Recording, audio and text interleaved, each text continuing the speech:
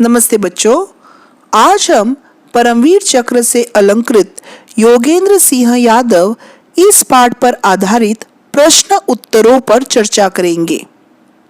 निम्नलिखित प्रत्येक प्रश्न का उत्तर 15-20 शब्दों में लिखिए। कर्नल राजीव कुमार के नेतृत्व में जवान किस ओर रवाना हुए? उत्तर, कर्नल राजीव कुमार के नेतृत्व में जवान टाइगर हिल की ओर रवाना हुए। दूसरा, कर्नल राजीव कुमार ने जवानों की टीम को कौन कौन से नाम दिए?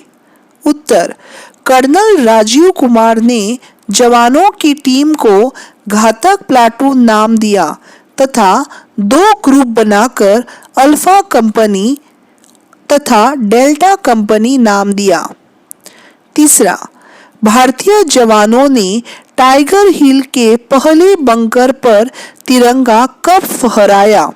उत्तर, रात भर शीतलहर को झेलते हुए भारतीय जवान सुबह होने तक टाइगर हिल के पहले बंकर तक जा पहुंचे और सवेरे 6:30 बजे वहां तिरंगा फहरा दिया।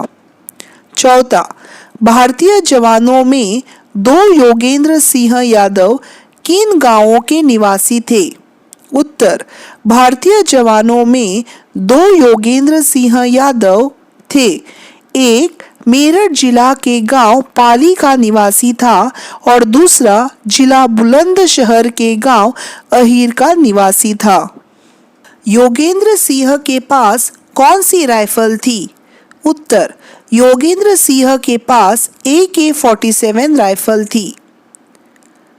योगेंद्र सिंह ने पीका गन कहां से हासिल की?